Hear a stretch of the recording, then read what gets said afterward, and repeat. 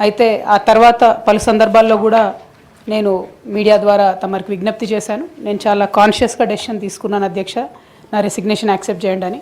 కానీ 4 నెలల సమయంలో కూడా ఆ నిర్ణయం మీరు తీసుకోలేదు అధ్యక్ష. అందుకనే ఇవాళ తమరిని మళ్ళీ సమయం అడిగి ఫ్లోర్లో మాట్లాడి అసలు ఈ నిర్ణయం తీసుకోవడానికి కారణం ఏంది ప్రజలకు తమరి ద్వారా ఎక్స్ప్లెయిన్ చేయాలన్నటువంటి ఉద్దేశంతో సమయం అడిగాను అధ్యక్ష. తమరు దయతోని సమయం ఇచ్చినందుకు ధన్యవాదాలు తెలియజేస్తా ఉన్నాను అధ్యక్ష. ముందుగా ఈ రాష్ట్రంలో 4 కోట్ల మంది ప్రజలుంటే 40 మంది మనం ఎమ్మెల్సీలో ఉంటాం అధ్యక్ష. పెద్దల సభలో కూర్చోవడం అనేటటువంటిది చాలా పెద్ద గౌరవం. ఇటువంటి గౌరవాన్ని నాకు ఇచ్చినటువంటి బీఆర్ఎస్ పార్టీకి, అట్లానే నిజామాబాద్లో నాకు ఓటు వేసి గెలిపించినటువంటి మా ఎంపీటీసీ జెడ్పీటీసీ సభ్యులకు ధన్యవాదాలు తెలియజేస్తూనే నాకు ఇచ్చినటువంటి బాధ్యతను నేను నిర్వహించడానికి అదే బీఆర్ఎస్ పార్టీ నుంచి నాకు అనేకమైనటువంటి కట్టుబాట్లు ఎదురవుతూ ఉన్నాయి. కాబట్టి ఆ పార్టీ ద్వారా సంక్రమించినటువంటి పదవిని పెట్టుకోవడం అన్నది నైతికత కాదు. కాబట్టి ఆ పార్టీ ఇచ్చినటువంటి పదవికి రాజీనామా చేయాలని చెప్పి నిర్ణయం తీసుకున్నాను అధ్యక్ష. దాన్ని తమరు యాక్సెప్ట్ చేయాలని ఫ్లోర్ ఆఫ్ ది హౌస్లో అడుగుతా ఉన్నాను అధ్యక్ష. అదేవిధంగా అధ్యక్ష, తమరికి తెలుసు అధ్యక్ష, నేను గత 20 సంవత్సరాలుగా ప్రజా జీవితంలో ఉన్నటువంటి వ్యక్తిని. తెలంగాణ ఉద్యమ సందర్భంలో అనేక మంది కేసీఆర్ గారి నాయకత్వం పట్ల, ప్రొఫెసర్ జయశంకర్ గారి నాయకత్వం పట్ల ఇన్స్పైర్ అయ్యి ఎంతోమంది ఉద్యమంలోకి వచ్చినటువంటి వ్యక్తుల్లో నేను ఒకదానిగా ఆనాడు 2006లో ఉద్యమంలోకి వచ్చాను అధ్యక్ష. 2006లో నేను ఉద్యమానికి వచ్చేటప్పటికే బీఆర్ఎస్ పార్టీ పొలిటికల్గా ఒక శక్తిగా ఎదిగింది అధ్యక్ష. ఆనాటికే యూనియన్ క్యాబినెట్ మినిస్టర్గా కేసీఆర్ గారు కూడా ఉన్నారు.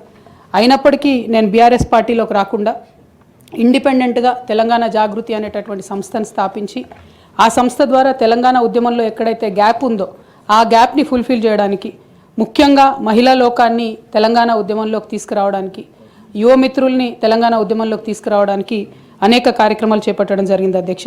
అందులో ప్రధానంగా ఏదైతే మన సంస్కృతి గురించి అనేకమైనటువంటి చిన్నచూపు చూసేటటువంటి పరిస్థితి ఉన్నటువంటి సందర్భంలో మన బతుకమ్మ మన గౌరవం అని చెప్పి బతుకమ్మ పండుగను ముందుకు తీసుకెళ్ళి నేను ఊరూరా తిరుగుతూ మరి బతుకమ్మ పండుగ మన ఆత్మగౌరవానికి ప్రతీక అని చాటి చెప్పేటటువంటి ప్రయత్నం చేశాను అధ్యక్ష. అదేవిధంగా మన చరిత్రకు సంబంధించి 3000 సంవత్సరాల తెలంగాణ చరిత్రను కూడా నేను ప్రత్యేకించి ఒక చారిత్రక బృందాన్ని కూడా పెట్టుకొని మరి పుస్తకాలను కూడా వెలువరించడం జరిగింది అధ్యక్ష. తెలంగాణలో ఉన్నటువంటి చారిత్రక కట్టడాలను పరిరక్షించడానికి, ఆ కట్టడాల చుట్టూ ఉన్నటువంటి చరిత్రను కూడా నేను నిక్షిప్తం చేయడానికి చేయని ప్రయత్నం అంటూ లేదు అధ్యక్ష.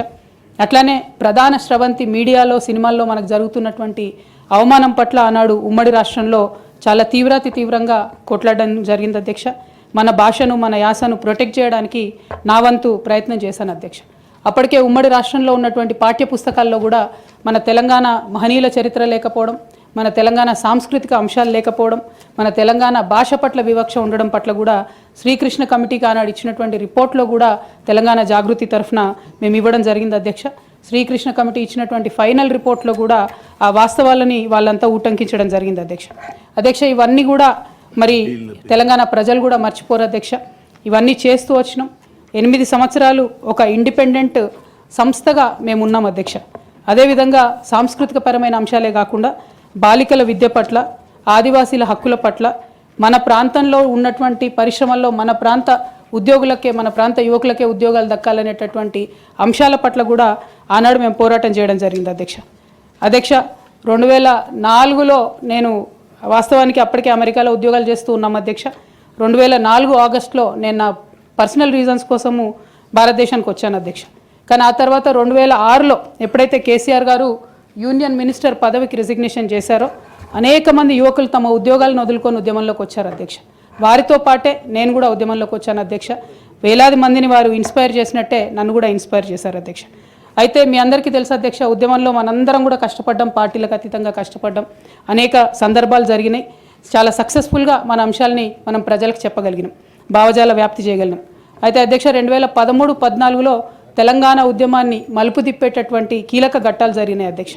2013లో ఆనాడు కాంగ్రెస్ పార్టీలో ఉన్నటువంటి కొంతమంది నాయకులు మరి కేసీఆర్ గారిని మీరు ఢిల్లీకి రండి, సోనియా గాంధీ గారు నిర్ణయం తీసుకున్నారు తెలంగాణ ఇస్తారని చెప్పి పిలిపిస్తే మేము కుటుంబ సమేతంగా 2013లో ఢిల్లీకి వెళ్ళడం జరిగింది అధ్యక్ష. కానీ వెళ్ళిన తర్వాత 2 నెలలు కూడా దాదాపుగా కనీసం కాంగ్రెస్ పార్టీలో పెద్ద నాయకులు కానీ చిన్న నాయకులు కానీ ఎవరు పలకరించిన పాపన పోలేదు అధ్యక్ష. ఆనాడు ఈ ఘట్టం నేను ఈ హౌస్లో రికార్డ్ కావాలని చెప్తా ఉన్నా అధ్యక్ష. ఎందుకంటే ఇవాళ అనేక మంది తెలంగాణ ఉద్యమంతో సంబంధం ఉన్నవాళ్ళు, లేని వాళ్ళు, కొత్తగా రాజకీయాల్లోకి వస్తున్నటువంటి వాళ్ళు కూడా తెలంగాణ ఉద్యమంలో మీ పాత్ర ఏంటి అని మాట్లాడుతున్నటువంటి సందర్భంలో గల్లీలో కొట్లాడటమే కాదు, ఢిల్లీలో లాబియింగ్లో కూడా నా పాత్ర ఉందని చెప్పడానికే హౌస్లో ఈ మాట చెప్తా ఉన్నాను అధ్యక్ష. అయితే 2013 అధ్యక్ష జూలై ఆగస్ట్ టైంలో మరి అక్కడే ఉన్నాము, ఎక్కడ కూడా కదలిక లేదు. అటువంటి సందర్భంలో ఆనాడు మేడం సోనియా గాంధీ గారు ఎవరైతే ఈ కీలకమైన నిర్ణయం తీసుకోవాలో వారికి సంబంధించి ముఖ్య అనుచరుడుగా ఆస్కర్ ఫెర్నాండెస్ గారు ఉండేవారు అధ్యక్ష. తమరందరికీ తెలిసి ఇప్పుడు లేరు, వారు పెద్దవారు. అయితే వారితో నాకున్నటువంటి సొంత పరిచయాలతోని వారికి కేసీఆర్ గారికి సపరేట్గా నేను ఒక మీటింగ్ పెట్టించడం జరిగింది అధ్యక్ష. ఇదంతా in the interest of the state formation అధ్యక్ష. ఆ తర్వాత సోనియా గాంధీ గారు ఇంటర్ఫియర్ అయ్యి ఒకటే రోజులో అధ్యక్ష 7 నుంచి 8 సార్లు కమ్యూనికేట్ అయ్యి మాట్లాడి ఆ తర్వాత తెలంగాణ సాధన అనేటటువంటి అంశం ముందుకెళ్ళింది అధ్యక్ష. ఆ విషయం తమరికి కూడా తెలుసు అధ్యక్ష. 2013 ఆగస్టు సెప్టెంబర్ నుంచి మొదలు పెడితే 2014లో తెలంగాణ బిల్లు పాస్ అయ్యేంత వరకు కూడా మనందరం కూడా నిప్పుల కుంపటి మీద కూర్చున్నాం అధ్యక్ష.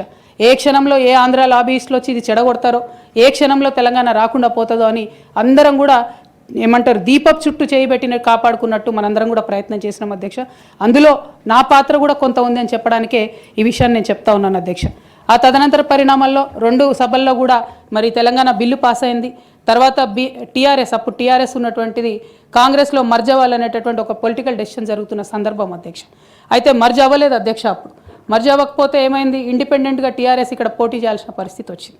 వాస్తవానికి అధ్యక్ష ఏ మహిళ అయినా కూడా ఒక కెరీర్ ఎంచుకునే ముందు, ఒక ఉద్యోగం చేసే ముందు తన కుటుంబం ఏంటి, కుటుంబ పరిస్థితి ఏంటి, రేపు పొద్దున్న నేను ఈ ఉద్యోగం చేస్తే నా పిల్లలకు సమయం ఇవ్వగలుగుతానా, కుటుంబ వ్యవహారాలకు సమయం ఇవ్వగలుగుతానా అని ఆలోచించుకుంటారు అధ్యక్ష. నేను కూడా ఉద్యమంలోకి వచ్చే ముందు 3 నుంచి 4 నెలలు చాలా సుదీర్ఘంగా ఆలోచించి నా జీవిత భాగస్వామితో చర్చించిన తర్వాతనే నేను ఉద్యమంలోకి రావడం జరిగింది అధ్యక్ష.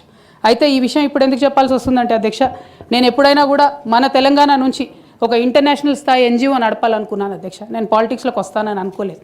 కాకపోతే 2013-14లో ఎప్పుడైతే ఈ పరిణామాలు జరిగినాయో, టీఆర్ఎస్ పార్టీ ఒంటరిగా పోటీ చేయాల్సి వచ్చిందో అధ్యక్ష, ఆనాడు నాకు పార్టీ నుంచి వచ్చినటువంటి రిక్వెస్ట్ ఏంటంటే, నువ్వు నిజామాబాద్లో చేసినటువంటి పనికి నిన్ను నిజామాబాద్లో దాదాపుగా ఇంటింటికి గుర్తుపడతారు కాబట్టి నువ్వు ఎంపీ టికెట్ తీసుకొని అక్కడ ఉంటే అందరు ఎమ్మెల్యేలు మనం గెలిచేటటువంటి ఆస్కారం ఉంటుంది కాబట్టి నువ్వు ఇక్కడ పోటీ చేయాలని ఆనాడు టీఆర్ఎస్ పార్టీ నాకు పిలిచి పార్లమెంట్ టికెట్ ఇచ్చింది అధ్యక్ష.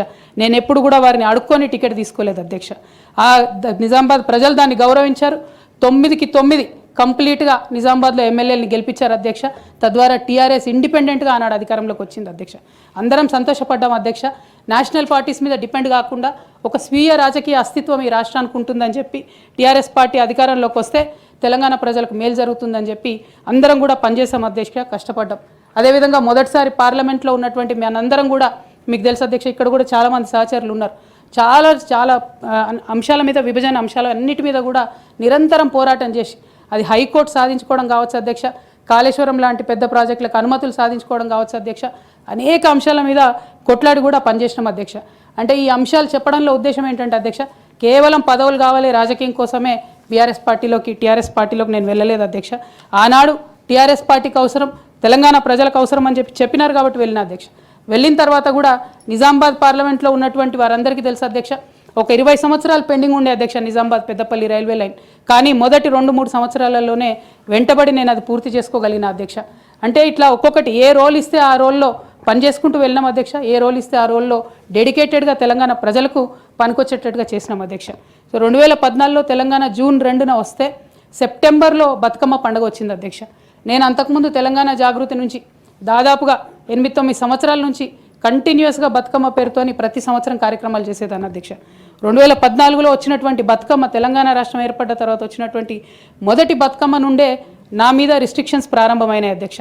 పొలిటికల్ పార్టీలో ఒక వ్యక్తిని స్వేచ్ఛను ఎట్లా హరిస్తారని చెప్పడానికే ఎగ్జాంపుల్ చెప్తా ఉన్నాను అధ్యక్ష. ఇక్కడ పర్సనల్ ఇష్యూస్ మాట్లాడకుండా నేను రూల్ పొజిషనే కోట్ చేసి మాట్లాడతాను అధ్యక్ష. Section 29A of representation of peoples act ఉంటుంది అధ్యక్ష. It is a statutory obligation for political parties to follow democratic norms. అంటే ఒక వ్యక్తి ఒక పార్టీలో చేరాడంటే ఆ వ్యక్తి యొక్క భావజాలాన్ని కానీ, ఆ వ్యక్తి యొక్క భావ ప్రకటన స్వేచ్ఛను కానీ ఆ పొలిటికల్ పార్టీస్ హరించడానికి లేదు అధ్యక్ష.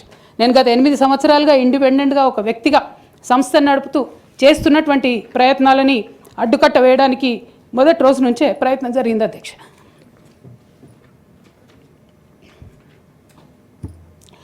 కానీ ఎక్కడ కూడా నేను తెలంగాణ బిడ్డలని, తెలంగాణ ప్రజల్ని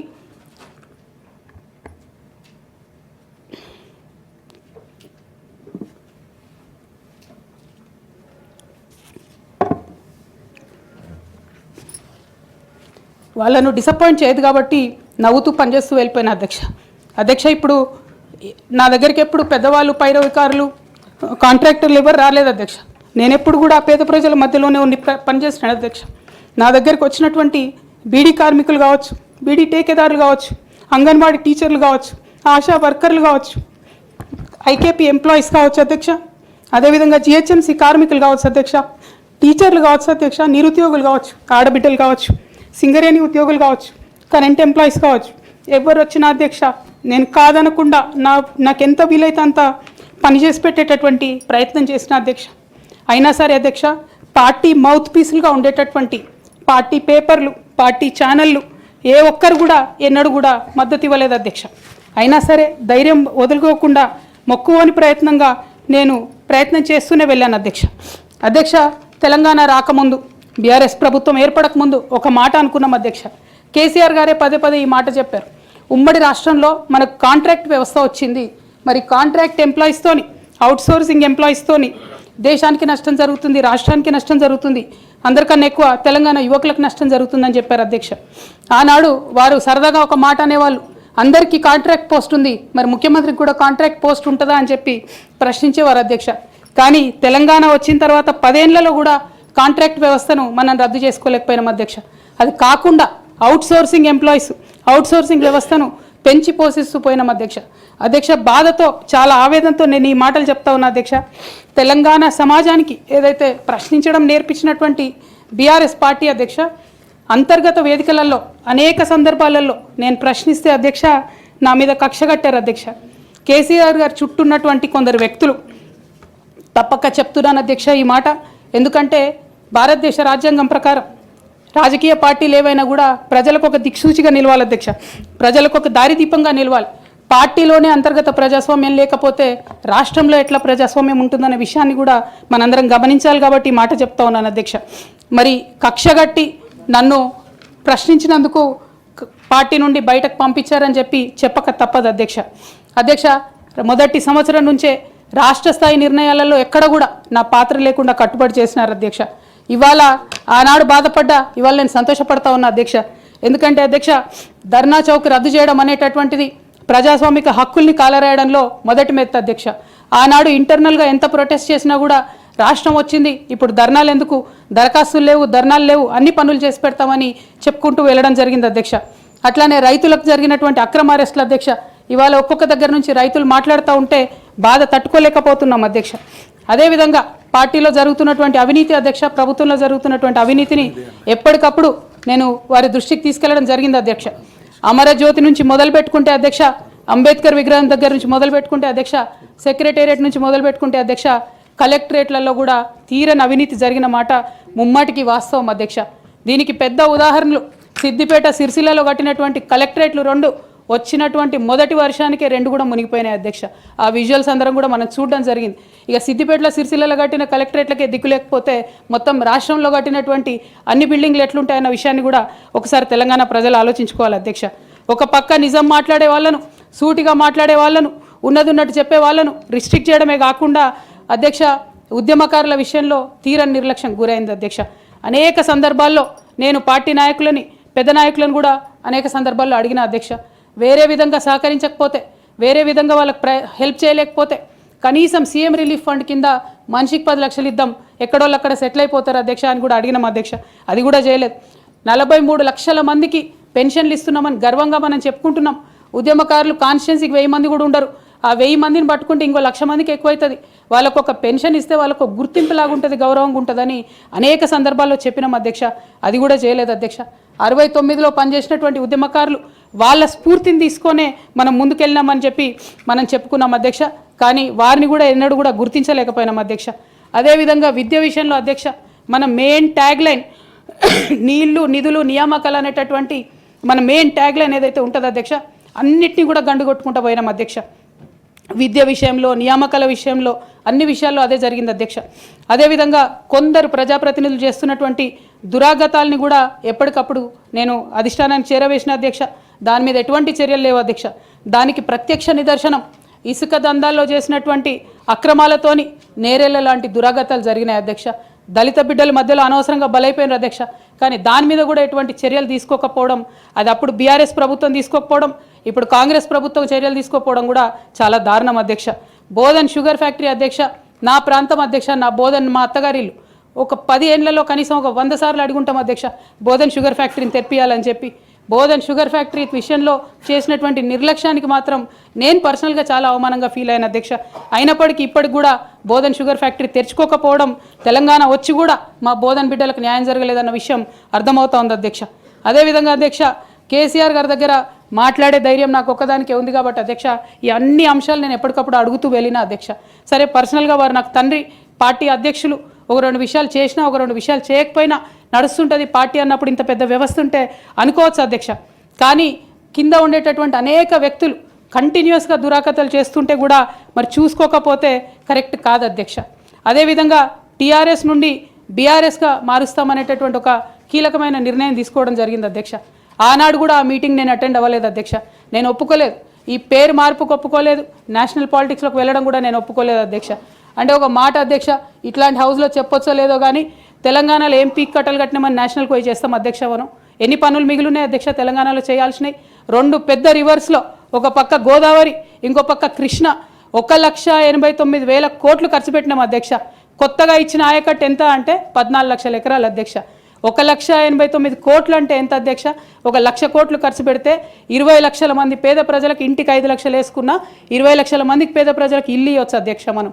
కానీ 1,89,000 ఖర్చు పెడితే అధ్యక్ష జరిగింది ఎవరికి, ఒరిగింది ఎవరికి అంటే, ఒక వ్యక్తి 1989లో కంపెనీ పెట్టుకున్న ఆయన మన తెలంగాణ వచ్చిన తర్వాత ఫోర్బ్స్ జాబితా ఉంటుంది అధ్యక్ష, దాంట్లో 45వ స్థానం ఒక కాంట్రాక్టర్ దక్కించుకున్నాడు అధ్యక్ష. అంతకుమించి జరిగింది ఎవరికి ఏం లేదు అధ్యక్ష. ఇల్లు లేని పేద ప్రజలకు ఇల్లు రాలే అధ్యక్ష. కానీ ఆ కంపెనీకి మాత్రం 1,02,666 కోట్ల విలువైన ప్రాజెక్టులు ఒకటే కంపెనీకి పోయింది అధ్యక్ష. ఇది ప్రైవేట్ విషయం అని అనిపించవచ్చు అధ్యక్ష, కానీ తెలంగాణ రాష్ట్రం తెచ్చుకున్నదే ట్రాన్స్పరెన్సీ కోసం, తెలంగాణ రాష్ట్రం తెచ్చుకున్నదే అకౌంటబిలిటీ కోసం, తెలంగాణ రాష్ట్రం తెచ్చుకున్నదే ఇండిపెండెన్స్ కోసం. ఇవేవి లేనటువంటి తెలంగాణ రాష్ట్రాన్ని మనం కూడా ఊహించలేము అధ్యక్ష. చూసుకుంటూ ఊరుకోవడం కూడా సరికాదు అధ్యక్ష. అదేవిధంగా అధ్యక్ష, ఇంకో పక్క తెలంగాణను పదే మోసం చేస్తున్నటువంటి భారతీయ జనతా పార్టీ అధ్యక్ష, ఒక్క ప్రాజెక్ట్ కూడా నేషనల్ ప్రాజెక్ట్ హోదా ఇవ్వలేదు అధ్యక్ష. ఒక్కటంటే ఒక్కటి కూడా విభజన హామీలు అమలు చేయలేదు అధ్యక్ష. ఐఐటిఆర్ లాంటి సంస్థ మన దగ్గర వస్తే ఎంతోమంది యువకులకు ఉద్యోగాలు వచ్చాయి అధ్యక్ష. అవి పర్సనల్గా ఇవ్వకుండా ఆపారు అధ్యక్ష. అనేక కంపెనీలకు అయితే మీరు మహారాష్ట్ర బోండి, గుజరాత్ బోండి అని చెప్పి భారతీయ జనతా పార్టీ పెద్ద నాయకులు చెప్పి ఇక్కడ యువకులకు అన్యాయం చేశారు అధ్యక్ష. భారతీయ జనతా పార్టీ మీద ఎడతెగని పోరాటం నేను చేశాను అధ్యక్ష. అది పార్లమెంట్లో మాట్లాడడం కావచ్చు, బయట మాట్లాడడం కావచ్చు, అనేక అంశాల మీద కొట్లాడడం కావచ్చు అధ్యక్ష. ఇంత చేస్తే కేసీఆర్ గారి మీద కక్షతో అధ్యక్ష ఆఖరికి నన్ను జైల్లో కూడా పెట్టడం జరిగింది అధ్యక్ష. అయినప్పటికీ ఏనాడు మా పార్టీ నాకు అండగా నిలబడలేదు అధ్యక్ష. 3 సంవత్సరాలు నేను ఒక్కదాన్నే ఈడీతోని, సిబిఐతోని అనేక అంశాల్లో కొట్లాడుకున్న తప్పితే ఎక్కడ కూడా పార్టీ అండగా నిలబడలేదు అధ్యక్ష. ఇది ఎందుకు చెప్తా ఉన్నా అంటే అధ్యక్ష, ఒక పార్టీ అంటే ఒక సంఘం అధ్యక్ష. ఒక సంఘం అంటే ఒకే భావజాలంతో కలిసి పనిచేసే వ్యక్తులు అధ్యక్ష. ఒకడు పడిపోతే వాడిని ఎత్తుకొని పోతారు అధ్యక్ష, భుజాల మీద తీసుకొని పోతారు అధ్యక్ష. లేదు నువ్వు మా భావజాలంతో కరెక్ట్గా లేవంటే తీసి ఆనాడే అవతల పడేయాలి అధ్యక్ష. అట్లా కాకుండా అదే పార్టీలో కొనసాగాలి, కానీ పార్టీ మీకు అండగా నిలబడదు అనేటటువంటిది కరెక్ట్ కాదు అధ్యక్ష. ఇది డెమోక్రటిక్ సిస్టంలో కాన్స్టిట్యూషన్ స్పిరిట్ని తీసుకొని పనిచేసేటటువంటి పొలిటికల్ పార్టీస్ బిహేవ్ చేయాల్సినటువంటి పద్ధతి కాదు అధ్యక్ష. ఇవన్నీ ఇట్లా జరుగుతూ వస్తున్నటువంటి క్రమంలో బీఆర్ఎస్ పార్టీ అధికారం కోల్పోయింది అధ్యక్ష. అధికారం కోల్పోయిన తర్వాత కాంగ్రెస్ పార్టీ వచ్చి ఒక ఎంక్వైరీ చేసింది అధ్యక్ష, ఘోష్ కమిటీ అని. బీఆర్ఎస్ పార్టీలో ఉన్నటువంటి ఏ పెద్ద నాయకుడు కూడా మాట్లాడాడు అధ్యక్ష. కేసీఆర్ గారు అంటే ఎవరు మాట్లాడరు, అదే కేటీఆర్ గారినో హరీష్ రావు గారినో అంటే అందరు లేచి నిల్చొని మాట్లాడతారు అధ్యక్ష. నేను ఒకటే అంటే అధ్యక్ష, ఒక నాయకుడిని నమ్ముకొని ప్రాంతీయ పార్టీ అంటే ఏంది అధ్యక్ష? ఒక నాయకుడు అధ్యక్ష. ఆ నాయకుడు ఆయన భావజాలం, ఆయన ఐడియాలజీ మీద నడిచేదే ప్రాంతీయ పార్టీ. అది ఎన్టీఆర్ గారు పెట్టిన పార్టీ కావచ్చు, కేసీఆర్ గారు పెట్టిన పార్టీ కావచ్చు.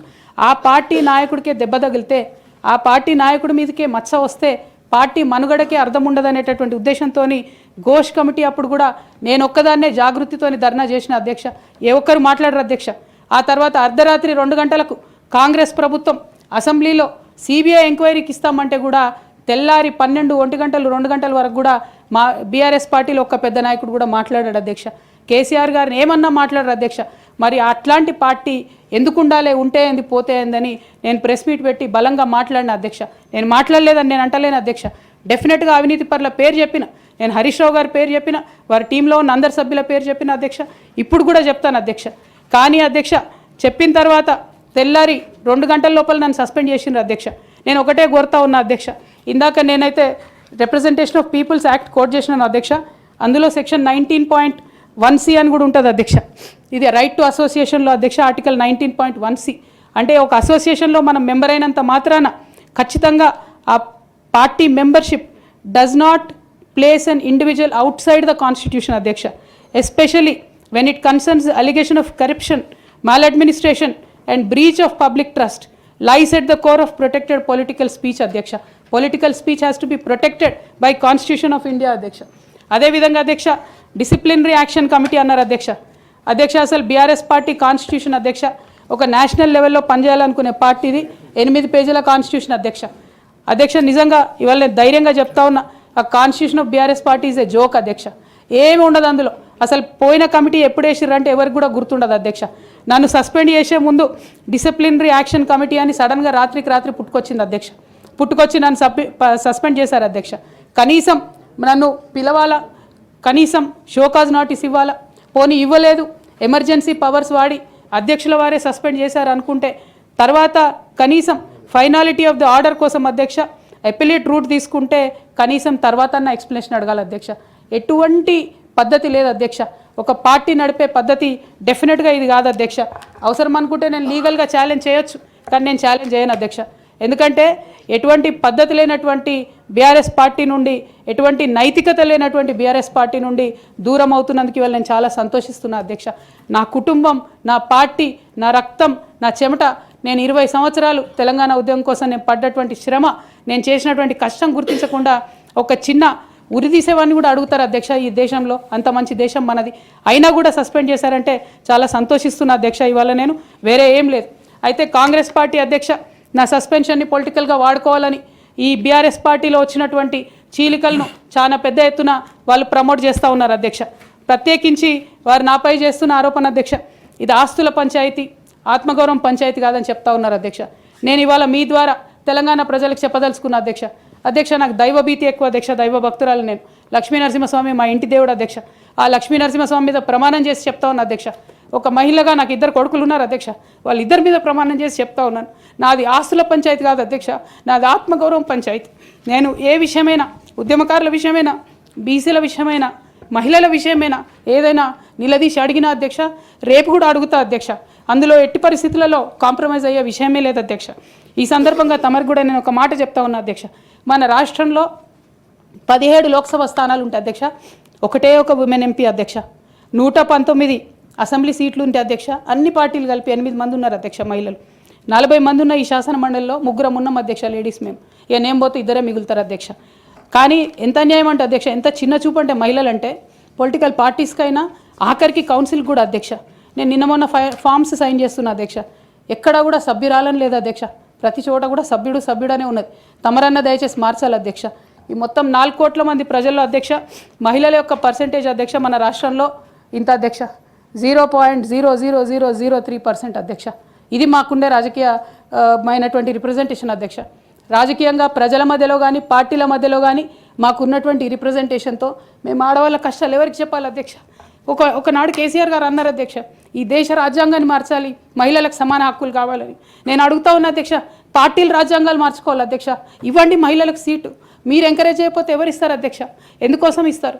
మనం రాణి రుద్రమదేవి గురించి ఇలా మాట్లాడుకుంటున్నామంటే డెఫినెట్గా ఆమె స్వశక్తితో కొట్లాడినా సరే అవకాశాలు అనేవి ఇవ్వాలి అధ్యక్ష. ప్రజాస్వామ్యంలో పార్టీలు ఇవ్వకపోతే ఎవరు కూడా ఇచ్చే పరిస్థితి ఉండదు అధ్యక్ష. అధ్యక్ష ఇన్ని మాటలు నేను ఎందుకు చెప్తా ఉన్నానంటే అధ్యక్ష, బీఆర్ఎస్ పార్టీ అంటే ఒక ఇమోషన్ అధ్యక్ష. కేసీఆర్ గారు అంటే ఒక ఇమోషన్ అధ్యక్ష. తెలంగాణ ఉద్యమంలో వచ్చినటువంటి మా అందరికీ నేను రాష్ట్రం వచ్చిన తెల్లారే మేము ఫక్తు రాజకీయ పార్టీగా మారుతున్నామంటే మేమందరం సంతోషించిన అధ్యక్ష. ఎందుకంటే ఏమనుకున్నామంటే మేమందరం ఉద్యమానికి వ్యతిరేకంగా పనిచేసిన శక్తుల్ని అణచివేస్తారనుకున్నాం అధ్యక్ష.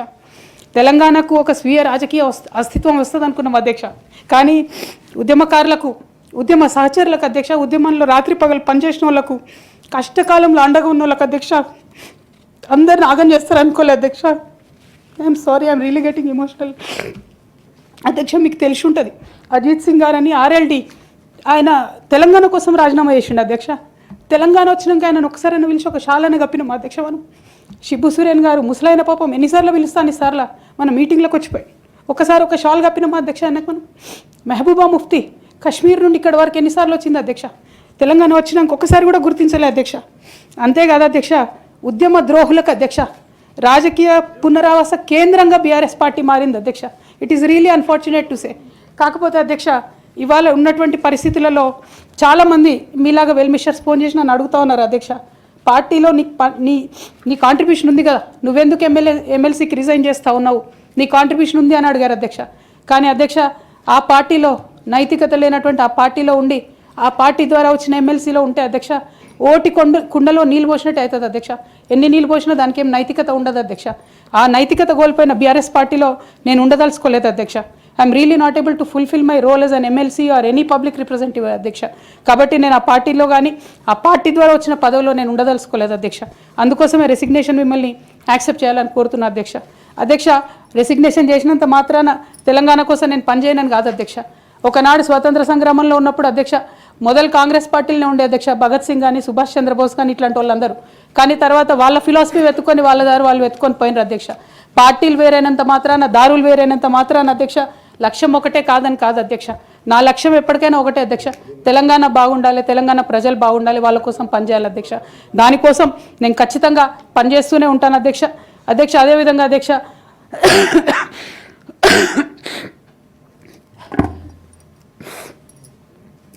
బీఆర్ఎస్ పార్టీ వైఫల్యాల్ని ఎండగడుతూ సక్సెస్ అయినటువంటి కాంగ్రెస్ పార్టీ అధ్యక్ష, కంప్లీట్గా వాళ్ళు కూడా అన్ని అంశాలను ఇగ్నోర్ చేసినారు అధ్యక్ష.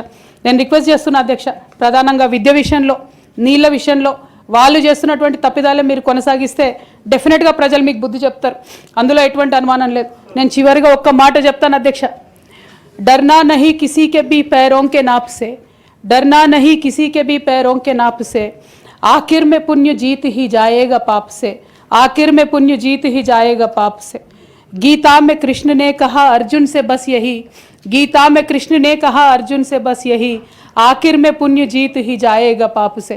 అధ్యక్ష, నేను నిజం పక్షాన ఉన్నాను అధ్యక్ష, నేను నైతికత పక్షాన ఉన్నాను అధ్యక్ష. నేనేమి తప్పు చేయకుండా పార్టీలో కొంతమంది కక్షగట్టి మహిళా నాయకత్వం ఎదగకుండా పార్టీలో కొంతమంది కక్షగట్టి అధ్యక్ష, ఎక్కడైతే ఉద్యమకారుల మాటలు కేసీఆర్ గారికి చేరుతాయో, ఎక్కడైతే సామాన్య కార్యకర్తల మాటలు కేసీఆర్ గారికి చేరుతాయో, ఎక్కడైతే పేదవాళ్ళ మాటలు కేసీఆర్ గారికి చేరుతాయి అనుకున్నారు అధ్యక్ష, వాళ్ళకు అడ్డుగోడ గట్టి ఇవాళ నన్ను పార్టీ బయట వేసినారు అధ్యక్ష. అటువంటి పార్టీలో నేను ఉండదలుచుకోలేదు అధ్యక్ష. కాకపోతే మీతో నేను రిక్వెస్ట్ చేస్తా ఉన్నా అధ్యక్ష, ఏ పొలిటికల్ పార్టీ అయినా అధ్యక్ష రాజ్యాంగాన్ని స్ఫూర్తిగా తీసుకొని పనిచేయాలి అధ్యక్ష. బీఆర్ఎస్ పార్టీ ఆ స్ఫూర్తితో లేదు అధ్యక్ష. కాబట్టి నేను ఈ రాష్ట్రంలో మహిళలకు కొంత ఇన్స్పిరేషన్ ఇవ్వడానికి అధ్యక్ష, ప్రజలకు ఓవరాల్గా సేవ చేయడానికి అధ్యక్ష, ఇప్పుడు కాంగ్రెస్ పార్టీ చేస్తున్న విధానాలకు ప్రధాన ప్రతిపక్షం అధ్యక్ష ఇవాళ లేనేలేదు హౌస్లో, నిన్న మొన్న అసెంబ్లీ నడిచింది అక్కడ లేనేలేదు అధ్యక్ష. ఆ యొక్క గ్యాప్ని ఫిల్ఫిల్ చేయడానికి అధ్యక్ష నేను ఇవాళ ఒక వ్యక్తిగా ఈ హౌస్లోకి వెళ్ళిపోతున్నా అధ్యక్ష. కానీ నేను ఒక శక్తిగా ఫ్యూచర్లో చట్టసభలకు తిరిగి వస్తా అధ్యక్ష. డెఫినెట్గా ఒక పొలిటికల్ సిస్టమ్ని క్రియేట్ చేస్తా అధ్యక్ష ఈ స్టేట్లో, చేసి ఖచ్చితంగా ఒక శక్తిగా నేను తిరిగి వస్తాను అధ్యక్ష. మీ అందరి యొక్క ఆశీర్వాదంతో ఈ హౌస్లో ఈ 4-5 ఇయర్స్లో మీతో ఉన్న అనుబంధంతో నేను చెప్తా ఉన్నా అధ్యక్ష, మీరు చాలా అవకాశాలు ఇచ్చారు అధ్యక్ష, చాలాసార్లు మాట్లాడే అవకాశాలు ఇచ్చారు, అనేక సమస్యల మీద పోరాటం చేసే అవకాశం ఇచ్చారు, మీకు ధన్యవాదాలు తెలియజేస్తాను అధ్యక్ష. కాకపోతే తెలంగాణ డెవలప్మెంట్ కోసం ఇప్పుడున్న పార్టీ కూడా అంతే కమిటెడ్తో పనిచేయాలని చెప్పి డిమాండ్ చేస్తూ ఆ అన్ని అంశాలను టేకప్ చేసి మేము పనిచేస్తామని మీకు తెలియజేస్తూ మీ దగ్గర సెలవు తీసుకుంటున్నాను అధ్యక్ష. Thank you. జై తెలంగాణ. గౌరవ సభ్యురాలు సోదరిమణి కవిత గారి యొక్క ఆవేదన, భావోద్వేగం మేము అర్థం చేసుకుంటాం. భావోద్వేగాల మధ్య రాజీనామా చేయడం అంత సమంజసం కాదనేటువంటి ఉద్దేశంతోనే ఆ రోజు అదే చెప్పాను, ఈరోజు కూడా అదే చెప్తున్నాను. మీరు ఆలోచన చేయండి, పునరాలోచన చేయండి. భవిష్యత్తు అనేటువంటిది ఎట్లా ఉంటుంది అనేది కాలమే నిర్ణయిస్తుంది. కాబట్టి భావోద్వేగంలో ఆవేదనతోనే తీసుకునే నిర్ణయాలు ఒకసారి సక్రమ బాటలో పట్టకపోవచ్చు. కాబట్టి మరొకసారి మీరు ఆలోచన చేయమని నేను రిక్వెస్ట్ చేస్తాను. ఇప్పటికే 4 months లేట్ అయింది అధ్యక్ష. ఆ పార్టీతో నాకు ఎటువంటి అనుబంధం వద్దు అధ్యక్ష. పైగా డెఫినెట్గా ఆడబిడ్డను కాబట్టి కొంత ఆవేదన తట్టుకోలేకపోతా ఉన్నా అధ్యక్ష. తమరి ముందు మాట్లాడేటప్పుడు కొంత ఇమోషన్ అవుతా ఉన్నా. బట్ ఈ 4 months మీరు ఇచ్చిన సమయంలో చాలా సుదీర్ఘంగా ఆలోచన చేసుకున్నాను అధ్యక్ష. దయచేసి రిజైన్ చేయడానికి మీరు నా రెసిగ్నేషన్ యాక్సెప్ట్ చేయమని చెప్పి మిమ్మల్ని కోరుతా ఉన్నా అధ్యక్ష. Thank you. జై తెలంగాణ.